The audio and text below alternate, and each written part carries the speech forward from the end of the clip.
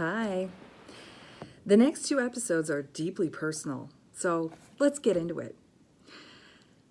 Have you ever been bullied by a coworker or a classmate, a partner, neighbor? It's just awful. The emotions that get tied up in a bullying situation sticks like glue. And no, you can't just grow up or get over it. Stop gaslighting. My story started in grade 9, and lucky for me, it only lasted a year and a half. If it had lasted any longer, I'm not sure I would be here today. And I'm not saying that lightly.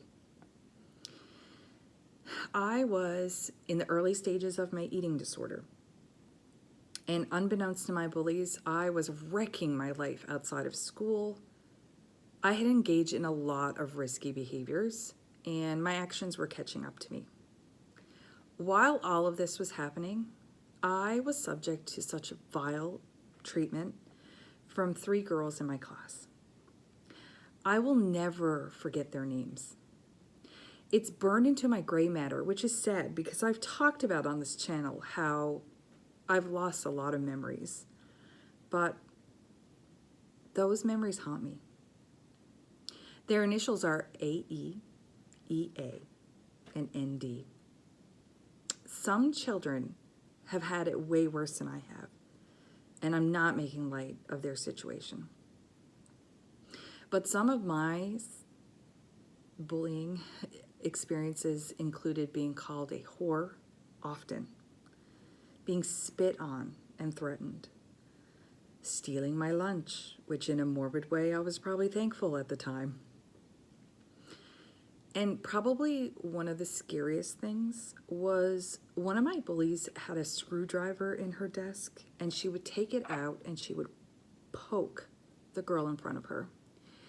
I was situated on the left side of her, not too far, for most of the year. And I was subject to a few pokes too, but not as much as Amy. It was terrifying. And I can say with full honesty, I contemplated suicide. Just to get away from the bullying, to get away from the eating disorder, and the repercussions of my actions that hung to me like a lion hangs to its prey. 1996 was not my favorite year. One of my bullies was sent away to a reform school for a short amount of time. The transition from grade 9 to 10 seemed to change 2 of the 3 bullies. They didn't seem to get the same pleasure out of bullying anybody and seemingly stopped. But the straw that broke the camel's back was when the 3rd bully returned to our school. She decided to place 5 thumbtacks on my chair. I didn't see them. I sat on them. I pretended I didn't. I gave no reaction. The bully tried to engage the other 2 girls who were more than happy to join along the year before, but they kind of brushed her off this time. When the bell rang, everybody left the room except for me. I stayed behind. I walked up to the teacher's desk and I pulled the tacks out of my body and I laid them on her desk and I said, "This has to stop." I don't remember this teacher's name, which makes me super sad because she deserves a shout out. The bullying stopped. I don't know how. So what song is wrapped up in this woeful tale? Well, Difranco's 32 Flavors.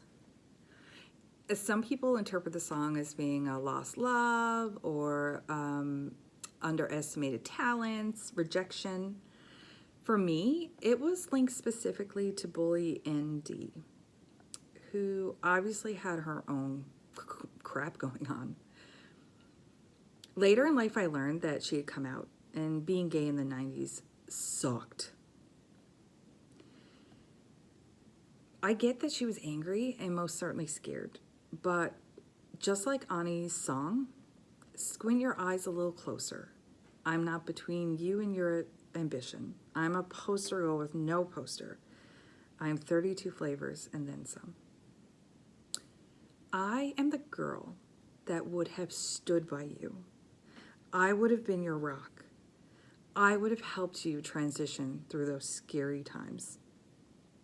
I've always been an ally, and later in life, I was engaged to somebody transitioning. I identified as queer. I could have helped you, but you hurt me deeply, and I will never understand that.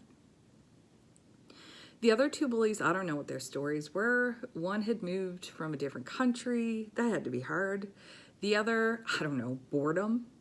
Not sure. So now I can't grow up or get over it. If I could, I would have. It's 28 years ago. But I don't wish anything bad on them. But I don't wish anything good for them either. I hope your life is super boring. 32 Flavors appears on Ani's sixth studio album, Not a Pretty Girl, released in 1995 on Ani's own record label, Righteous Babe Records. Ani was accompanied by Andy Stochansky on percussion, and that's it. That's all they needed for that album. Perfection.